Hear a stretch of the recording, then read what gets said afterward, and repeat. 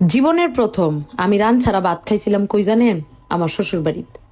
জন্ম হওয়ার পরের থেকে তখন থেকে আমি বুঝতে শিখছি, তখন থেকে আমার ফাতে দেয় আমার মা তুললে মুরগির যে রান্না আছে সেই রান্না। কিন্তু আমার বিয়ের পরে যেদিন প্রথম আমি শ্বশুর বাড়িতে খাওয়ানোর টেবিলে বইছি, এই দিন খালি আমার পাতে রান্না ছিল না, মানে এটাই ছিল আমার জীবনের প্রথম যেদিন আমার থালার মধ্যে রান্নাই। বিশ্বাস করেন একবার আমার কলিজাটার ভিতর থেকে ধাক্কাটা লাগলো, কারণ আমি রান ছাড়া ভাত খাইলাম এটা তো কল্পনার বাইরে, কোনোদিন কল্পনাই করতে পারি না আমি এটা। আর দ্বিতীয় ধাক্কাটা খাইলাম ঠিক ওই দিন, যেই দিন আমার হাতে তুলে দেওয়া হইলো বেলাইনার ফিরি যে বানাও রুডি।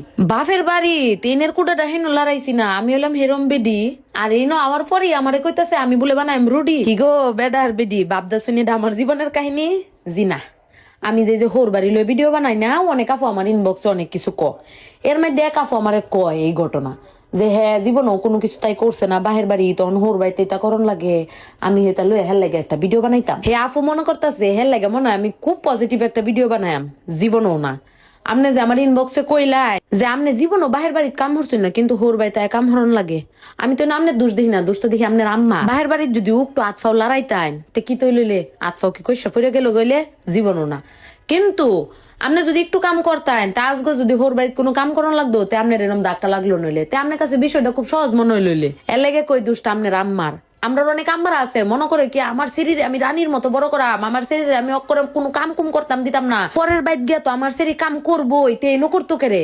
এই যে মারা এই কথাটি কইন, আমার মতে আপনারা সবচেয়ে বড় ভুল করুন এইখানে। যেই কামটা আমার মা নিজেও করছে, আমারে কোনো কাম করতে দিছে না, হেল্লার কাছে মনে হয়েছে তুই করলে আমার কলজার মধ্যে লাগে। ওরে বাবারে পরে যে বিয়া দিবা, বিয়া দিয়ে যে পরের ঘরে গিয়ে কাম করান লাগবো, হে বেলা তোমার কলজাত লাগতো না?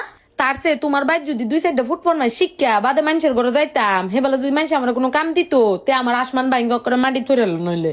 বিশ্বাস কর আম্মা, যে বেলা তুমি আমার রান দিতা, রান খাইতে খাইতে বিরক্ত হয়ে গেছি গা, বেলা রান দেখে যেরকম সে তো অধ রান দেও হেরে, ঠিক তার চেয়ে 10 গুণ বেশি কষ্ট হয়েছে যেদিন দেখছি আমার হোরবাতে আমার ফাতো রান্না দিছে না। আমারে যদি তুমি ছোটবেলাতে শিখাইতা যে রান আর মুরগির ফাঁকনা, মুরগির গলা গিলা কলজা পুরাটা শৈলী তো মুরগি একটা পিস খাইলে হইলো, এটা যদি তুমি আমাদের শিখাইতা তে আজকে মনে হয় না আমি অতটা কষ্ট পাইলাম বলে। আগে যদি বুঝতাম আম্মা যে সেরিয়ে জন্মাইতাছি, শ্বশুর বাড়িতে একদিন না একদিন যাও নেই লাগবো, আর কাম এটা একদিন না একদিন করণেই লাগবো, তে তোমার কথা শুনলাম নইলে আমি নিজে কাম করে শিখলাম হইলে। আর আগের তে যেই কাম করে অভ্যাস থাকে পরে হেতা করতাম গেলে আর অতটা কষ্ট লাগে না, অন যতটা কষ্ট পাই। এলাকে সব আপুরারের উদ্দেশ্য করে একটা কথা কইতাম চাই, বেডি হইয়া যেহেতু জন্মাইছুন ভাই, কাম করা ছাড়া আমরার জীবনে কোনো গতি নাই, হয় আজ নয় কাল, কাম কইরা চালাইতে হইব আমরার চিরকাল। এর লেগে বাহির ঘরেতে শিক্ষা জানি টুকটাক কাম তে হোর বাইত গে হইব আপনার অনেক সুনাম।